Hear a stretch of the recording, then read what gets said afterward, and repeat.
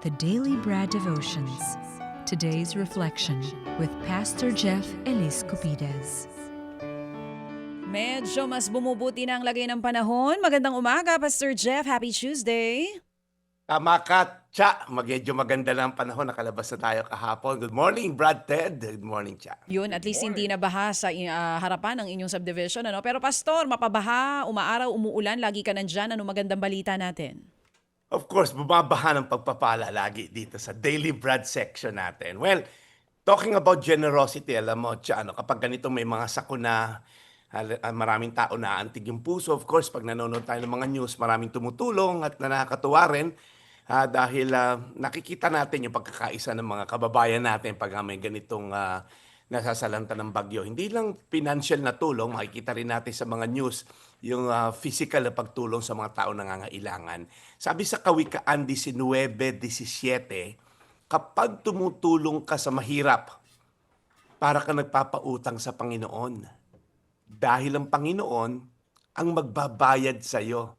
Ang lakas ng picture verse na to. Sinasabi po rito sa verse na binasa natin, okay, pag tumutulong daw po tayo sa isang taong nangangailangan, para si Lord mismo raw nakaabot doon sa langit yung itinulong natin. Ibig sabihin, napakahalaga sa Lord kung paano natin tinatrato yung mahihirap, yung mga kapos, yung mga taong walang kakayanang gumanti ng kabutihan sa gagawin nating kabutihan. Kasi minsan, alam niyo po, madali tayong maging generous sa taong alam nating maibabalik in the future yung pabor, ano?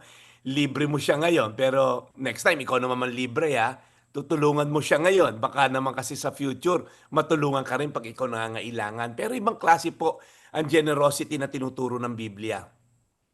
Tumutulong tayo kahit walang maibabalik sa atin. Bakit? Because our generosity is not a transaction with people. It is an act of worship before God. Kaya po yung mga Happy Anonymous natin na patuloy na tumutulong, maraming salamat po sa inyo. Kapag binigyan mo ng pagkain yung nagugutom, pag tinulungan mo yung pamilyang kapos, kapag nag-abot ka sa taong hindi kakayang suklian, whether pera ba yan or time o yung talent mo, nakikita daw po yan ng Diyos. At ang sabi sa verse, ang Panginoon na magbabayad sa iyo. Hindi naman ibig sabihin na literal, nagbigay ka 100, oh Lord, nasan yung 1,000 na kapalit? Hindi po investment scheme si Lord, okay? Ang point po na to, no act of genuine generosity is ever wasted sa mata ng Diyos. Maaring makalimutan ng mga tao yung naitulong mo, maaring walang mag-post sa ginawa mong kabutihan, maaring walang makaalam, but God knows. At higit pa sa anumang material na reward, generosity changes our hearts. Tinatanggal niya pagiging sakim, pagiging greedy, pagiging makasarili. Generosity is the cure to greed.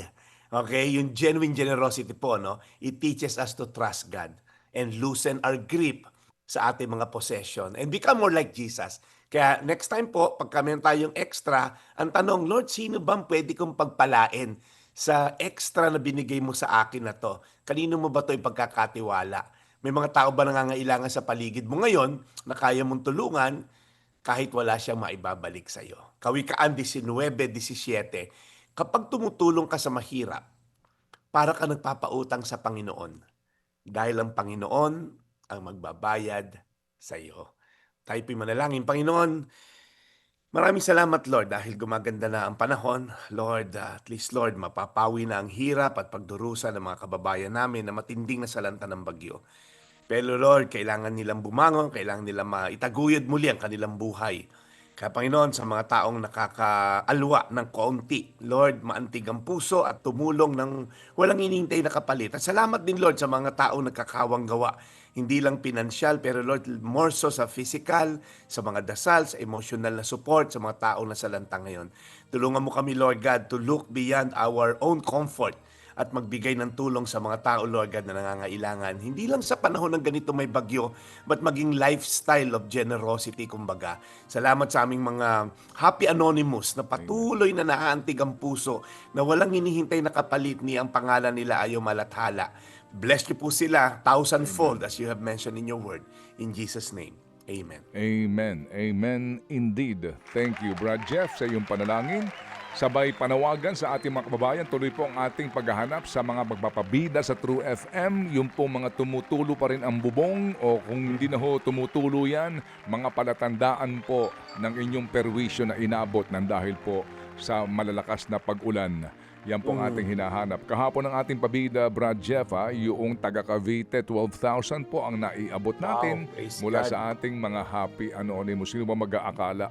Nakikinig lang sa radyo si nanay na wala ng paningin kasi nga sa glaucoma, pero nabiyayaan sila ng 12,000 pambili daw ho ng kanilang yero para po mabawasan ang kanila pong nararanasan na perwisyo dahil po sa pag-uulan. Amen. Amen. Amen. Maraming salamat. One person at a time. Amen. Yes. Indeed. Alright, so Brad Jeff, bukas ay Miyerkules na. We'll catch you again tomorrow. Salamat na marami muli sa iyong pagbibigay ng panahon sa ating palatuntunan. Yes, ngayon Brad Ted, kaya naka-uniform tayo, staff meeting ko sa aking church staff ng Anchor Church.